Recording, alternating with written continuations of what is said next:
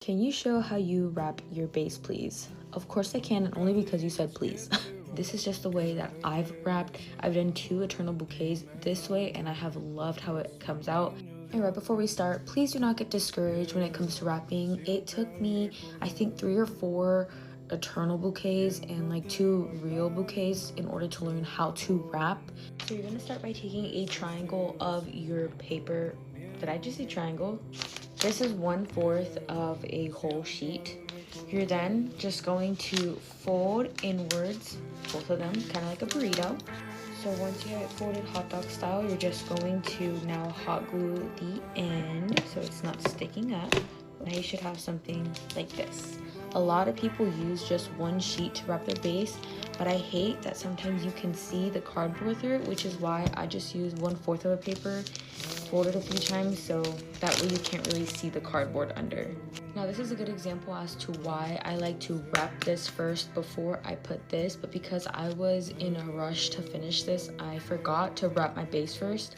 But typically you want to wrap your base, then all you'd be left to do is put some glue, put your paper, and then you would just be adding glue along the paper as you roll this until it was completely, wrapped all the way around.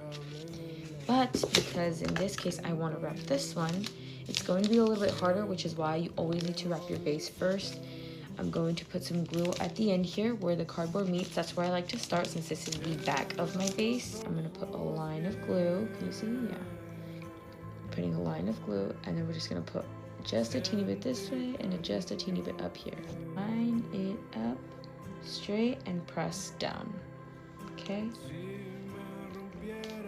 Once you got that start, you're just going to now turn your bouquet and keep gluing. I like to add the glue on the actual cardboard, not on the wrapping paper, only because I feel like it dries out the glue a lot faster. And now I'm just going to put a little bit of glue there and finish off the wrapping as so.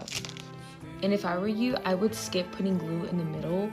You might think it's going to end up loose, but it's not. So only put glue on the cardboard at the top, at the bottom. Do not put glue in the middle like squiggly, because your paper is going to be all lumpy. So as you can see where the glue is touching, it's a little lumpy only because the glue dries weird with this paper. It dries really fast and it dries really weird. So just keep that in mind. Don't put glue in the middle or else your paper is going to look all lumpy. You'll literally just trim it away as so. Trim off that excess paper. So at this point, this is what your base is going to look like. Okay, now this is the hard and tedious part that makes everyone just want to give up. If your sheets are folded nice and even, you will not have any issues with wrinkly paper. You're going to measure how high you want your paper to be on your bouquet. So if I was doing this, I'd like my paper to be right about there. So again, just hold it up to your bouquet. It's better if you have a mirror. I do have a mirror in front of me. You're going to see how much is excess, like from the actual base, and you're going to fold it here. Once you have it taped off as so, it would look a little something like this. Now the part that's going to go on the inside, you're going to lay it facing down. You're going to grab another piece of tape. We're going to put it at the bottom. Half of the tape on the paper and half of it hanging off, just like this. And for that first piece, again, depending how high you want it, I think that might be good. I'm gonna take it down just a little bit more. You're going, once you just basically tape it just the center, you're just going to squeeze just the ends of the tape. While you're holding it down here, you're just going to pull to make sure it's not wrinkled. Flatten it out and grab your corner, and you're going to look for a stick that is near it. So in this case, I'm going to stick to the stick that's literally right underneath it. You're going to get a little piece of tape and you're just going to stick it on. If you got a little longer piece of tape, you can put it on the one that's next. If you don't, you can put it on the one that's behind it. Get another piece of tape on this side and do the same thing and tape it to your bamboo stick. So now you'll have something that looks a little something like this. As you can see, she is nice and flat, and you're just going to repeat that same process over and over again.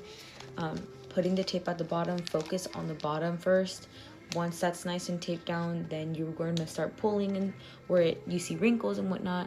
Put that second piece, again, you're doing the same thing. You're holding it from the bottom, and now you're just going to try and make the gap between where the first piece ends and the second piece the same. If you have a mirror, you want to adjust the height, make sure it's even all around, and the space, the gap. Then for the part that attaches to the first sheet, you're just going to get some double-sided tape, put it on your sheet, nice and flat, and again adjusting the gap, and you're just going to push down. And at the end, you should be left with something a little bit like this. She's nice and sleek and pretty. Now you just add some ribbon and a bow and call it a day.